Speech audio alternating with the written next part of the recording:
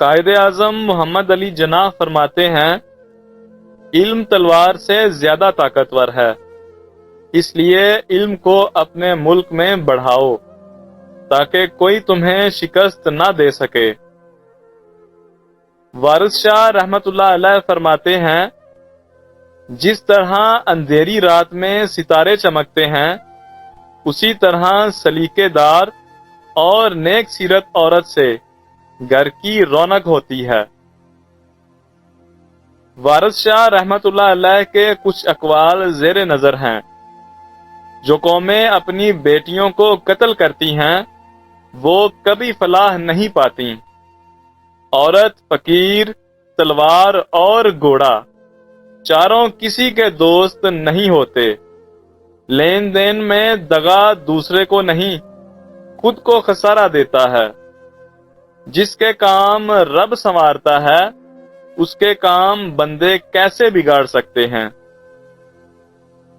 حضرت حسن رحمت اللہ علیہ فرماتے ہیں، جو کام حکمت سے خالی ہے وہ آفت ہے، جو خاموشی حکمت سے خالی ہے وہ غفلت ہے، اور جو نظر حکمت سے خالی ہے وہ ذلت ہے۔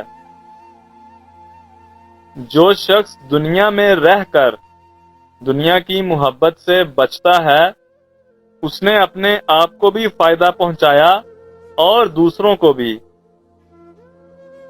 دنیا کا عذاب یہ ہے کہ تمہارا دل مردہ ہو جائے۔ نفس سے بڑھ کر دنیا میں منہ زور اور بد لگام کوئی جانور نہیں۔ حق تعالی جب کسی بندے کی بلائی چاہتا ہے تو حسن عمل کا دروازہ اس پر کھول دیتا ہے۔ دولت کے بھوکے کو کبھی حقیقی سکون میسر نہیں ہو سکتا۔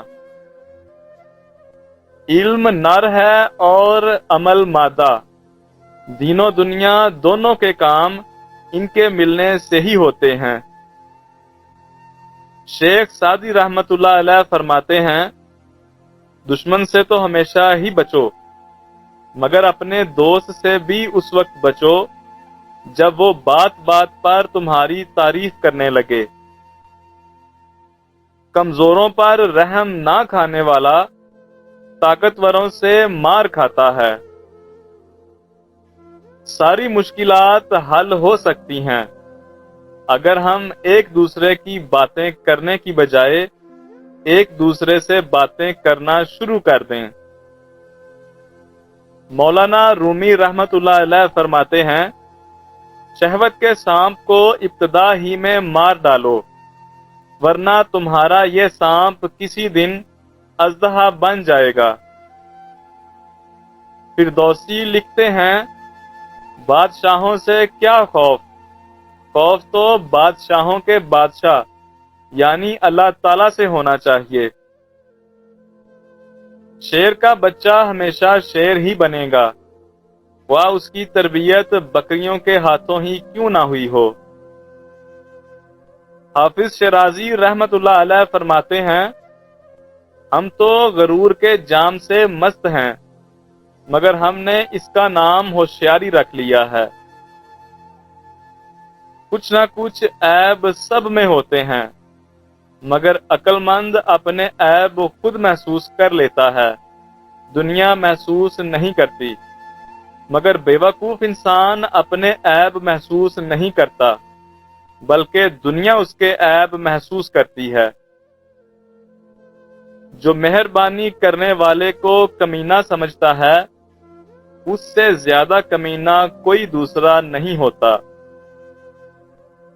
اللہ کے نافرمان کا انجام ہمیشہ خوفناک ہوتا ہے۔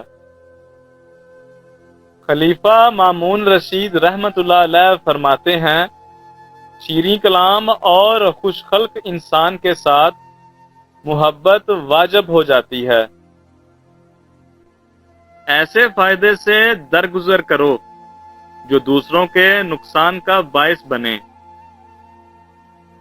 جب اپنے کسی دوست کو دوسروں کی عیب جوئی کرتے ہوئے پاؤ تو اسے اپنے دوستوں کی فہرست سے خارج کر دو۔ خوشامدی شخص تمہاری برائیوں اور بلائیوں دونوں کو پسندیدہ بتائے گا۔ اپنی زبان سے اپنی تعریف کرنا اپنی طرف سے لوگوں کا خیال خراب کرنا ہے۔ فکر کا دوسرا نام اطاعت ہے جس سے برکت بڑھتی ہے۔ فاطمہ جناح فرماتی ہیں کہ بزدل بار بار مرتا ہے مگر بہادر کو صرف ایک بار موت آتی ہے۔ علامہ اقبال رحمت اللہ علیہ فرماتے ہیں جب تک قوموں کو خود اپنی اصلاح کا خیال نہیں آتا تب تک قدرت بھی انہیں درست نہیں کرتی۔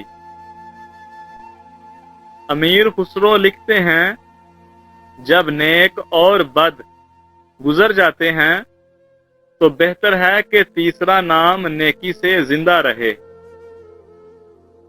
حکیم امین الدولہ لکھتے ہیں کبھی اس بات کو نہ بھولو کہ جتنے امراض کتابوں میں لکھے ہیں بس ان کے سوا اور کوئی بیماری دنیا میں ہے ہی نہیں، کیونکہ بہت سے امراض بلائے آسمانی بن کر نازل ہوتے ہیں۔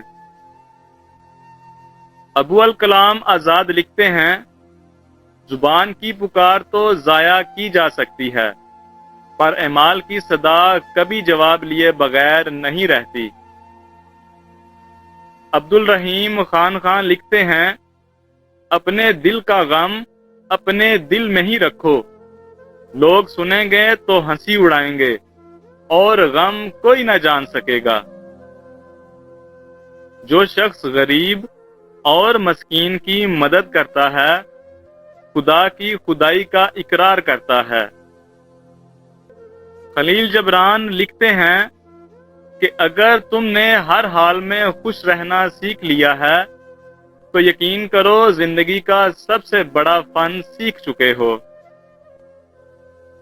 خلیل جبران ہی لکھتے ہیں کہ لوگ مجھے پاگل سمجھتے ہیں اس لیے کہ میں اپنی زندگی کبھی ان کے درہم و دینار کے بدلے نہیں بیچتا، اور میں لوگوں کو پاگل سمجھتا ہوں اس لیے کہ وہ مجھے درہم و دینار کے بدلے بک جانے والی شے سمجھتے ہیں۔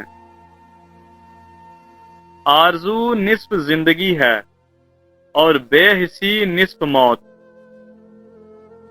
علامہ عنایت اللہ لکھتے ہیں اگر کسی قوم کے ہر فرد میں ہمت، طاقت، چستی، ولولہ اور حوصلہ برد ہو تو مردہ قوم بھی زندہ ہو سکتی ہے۔ دوسروں کے خیالات کی قدر کیجیے اور ہر بات پر یہ مت کہیے کہ آپ غلطی پر ہیں۔ گرم دودھ میں تھوڑا سا سونف ڈال کر پی لیا کریں، کمر درد سے ہمیشہ کے لیے چھٹکارا مل جائے گا۔ ہر قوم کی فتح مندی اور غلبے کا راز اس کے نوجوانوں کی جسمانی صحت پر ہوتا ہے۔ مجھے اس انسان کی آزادی، بے فکری اور خوشی پر رشک آتا ہے جو نہ زر رکھتا ہے اور نہ ہی زمین۔